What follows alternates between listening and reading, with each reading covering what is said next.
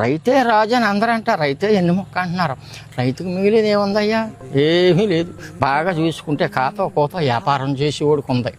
తర్వాత ఇదేంటిది అమ్మంటారు సాఫ్ట్వేర్ 2 గంటలు చేయని 3 గంటలు చేయని వాళ్ళకి కూడా కొంత పద్ధతిగా బుర్ర మీద ఇంటికి పీక్కొని చేస్తాం వ్యవసాయం. ఇటు ఇంకా పండించేద్దాం, అది చేసేద్దాం, సేలో నుంచి ఇంటికి రాకుండా పోడు చేస్తాం. కానీ మిగిలిది ఏమి ఉండదు. ఆఖరికి 30 25 మిగిలితే మిగిలితేని అదానా, లేకపోతే అంతకు మించి ఏమి ఉండదు. పంట ఎరగబండినా ఎంత పండినా ఏమొచ్చేద్దా బాబు? ఏమొచ్చేది చెప్పు రైతుకి? ఏమన్నా అనుకున్నా దారి వచ్చేద్దా? రాదు. అనుకున్నది ఏది కలదు మాకు. రైతు అన్న ఓడికి ఒకవేళ పండింది పని వచ్చేస్తారు.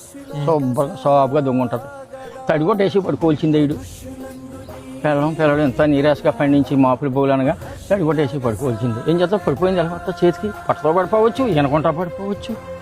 రైతు ఇంటికి వచ్చే వరకు మహా బిడుకు అని ఉంటాడు. మీకేం బాబు, మీ సాఫ్ట్వేర్ జాబ్కి 5 గంటలు కష్టపడితే గుండు మీద చేసుకుంటే నెలాతిలోకి 1,00,000 రావచ్చు. మరి రైతు గ్యారెంటీ ఉందా?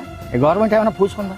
ఇస్తామంటాడు. పడిపోయిన రైతులు ఆదుకుంటాడు. ఆదుకున్నవాడు ఇచ్చిన వాళ్ళు అంతకే లేదంటే పురుగుమలు తాగి రైతు ఆస్మల్సి తప్ప ఇంకేమీ లేదయ్యా. పండింతాం, రేటు ఉండదు.